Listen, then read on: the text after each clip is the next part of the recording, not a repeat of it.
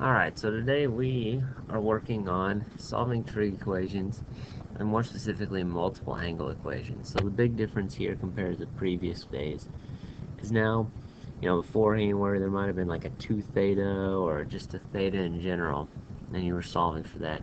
Now you're going to have like a little linear equation inside of the function. So you'll have something like a 3x minus 1 or something like that.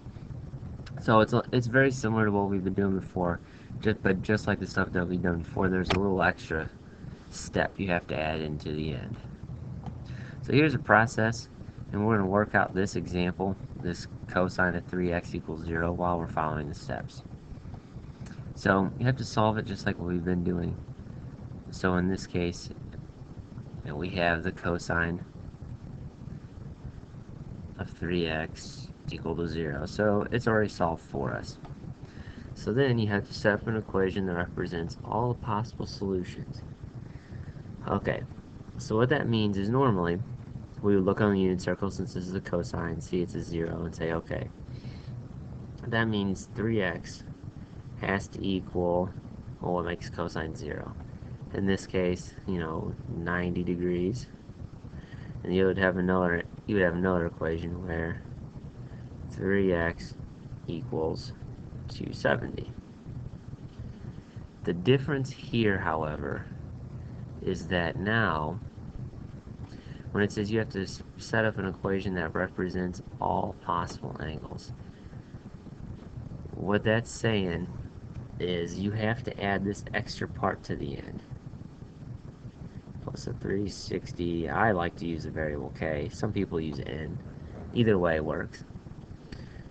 Where that comes from is, if I were on the unit circle, I'd start over at 90 degrees, and I do, so if I'm here, starting at 90 degrees, and I loop all the way around, that's 360, and I'm back to the same spot.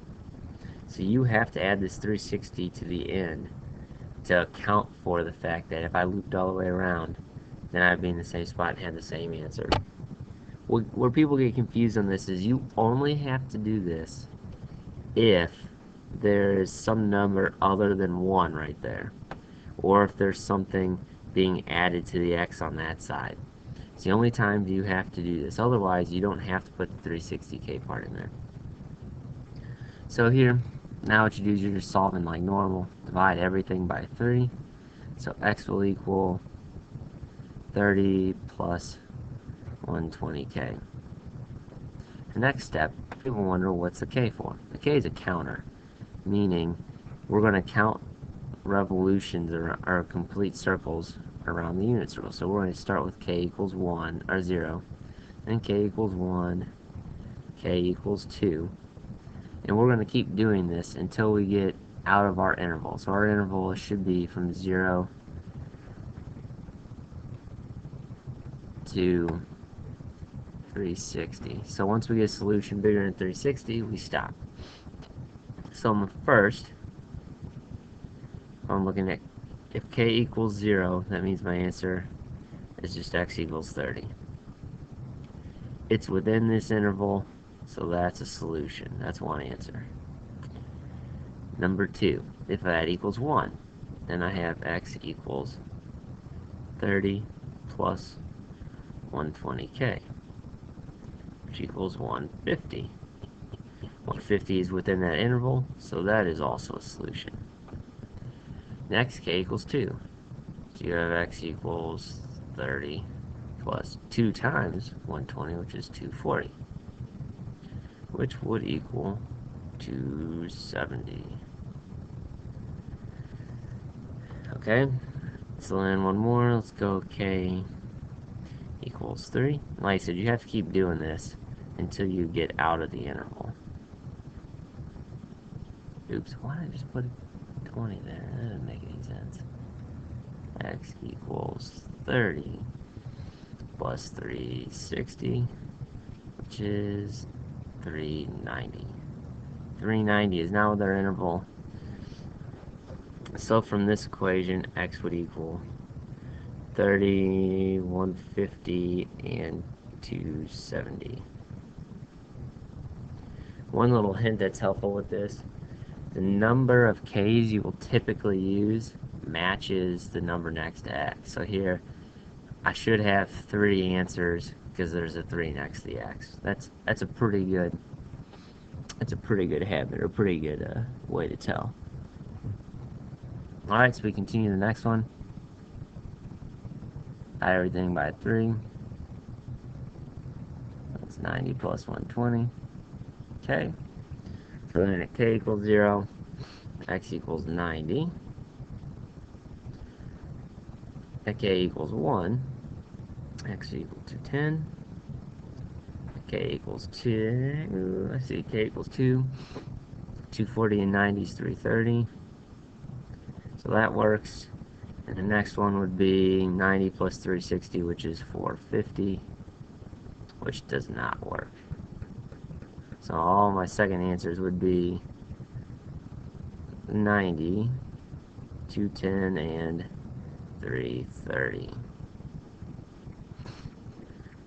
Like I said, this is confusing. Go back and rewatch this a couple times just to get a general idea of how it works. Okay, so let's try this guy. So we go to the unit circle, and from the unit circle we see that 3x plus 15, in order for cosine to be 1/2, would have to equal 60. And since there is a number next to the x and a number being added, we have to put the 360k on there. The other option is that 3x plus 15 would equal 300 plus our 360k. And the 300 and the 60, those are coming from the unit circle based on that 1/2. Alright, so then we solve. So we minus 15, minus 15. Once again, you don't subtract 15 from the 360 because there's a variable attached to it.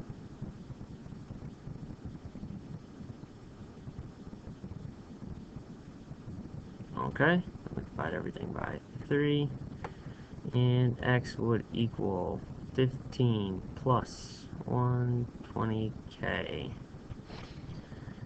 Now, one thing I would point out, back to this previous example, if you're looking at these numbers, so our final solutions, you can tell this works just like the slope of a line, where since you're adding a 120 each time, just like you would a slope. You know, there's a 120 difference from each of these. So an easy way to come up with these answers, if you don't want to have to show all of this work, is to just add by whatever's next to the k. So here, what that means is I would start at 15. That would be my first answer. Then I add 120 to it, which would be 135. Then I add 120 again, which is 255. And then if I add 120 again, that puts me at 375, which is outside of 360, so we don't count it. So there's our 3 answers. Now, same process to the second equation. So 3x is going to equal 285 plus 360k. Divide everything by 3. So x will equal 95 plus 120k. So then I should have x equals 95. Okay, the next one should be 215, right? We will just assume that I'm right. Add 95 again, so that puts us at 100, 310.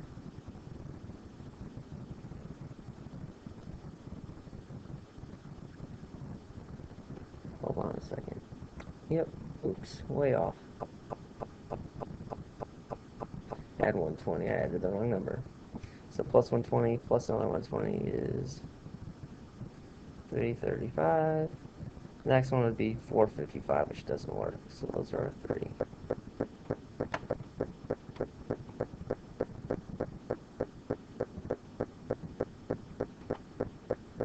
Alright, now for this one, hint, use that guy. So what makes cosine equal 1 over root 2? You should end up with 5x equaling 45. Dang, I cannot write. 45 plus 360k.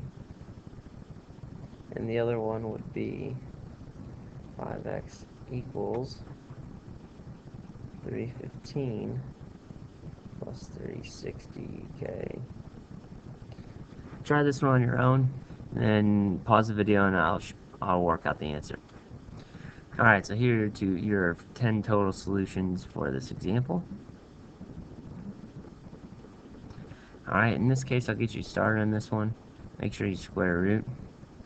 So you get sine of theta would equal plus or minus root 1 over root 4, which is plus or minus 1 over 2.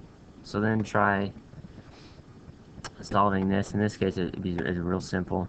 It's just going to be all the multiples of pi over 4. It's going to have pi over 4. Oops, not pi over 4. So in this case, check your unit circle. Says it's plus or minus. It's all the multiples of 30 that sine can be. So you'll have the following. And I'll pause the video because I don't want to make this too much longer. What I meant by multiples of pi over 6, I meant like all the angle measures where pi over 6 is your reference angle. So once again, these are just from the unit circle. Alright, last example, you would want to use this. That's an identity that you should know, and it's a sine double identity, so that it would equal the sine of 2 times 2 theta equals 1. So it's the sine of 4 theta equals 1. Where's sine equal 1? Just at 90, so it's 4 theta equals 90. Since it is a multiple angle, you do have to include the plus 360k. Divide everything by 4. Theta would equal... There's that one finished, worked out. I was running out of time, so I just worked out for you. There's the homework. Hope it makes sense. If you have questions, let me know.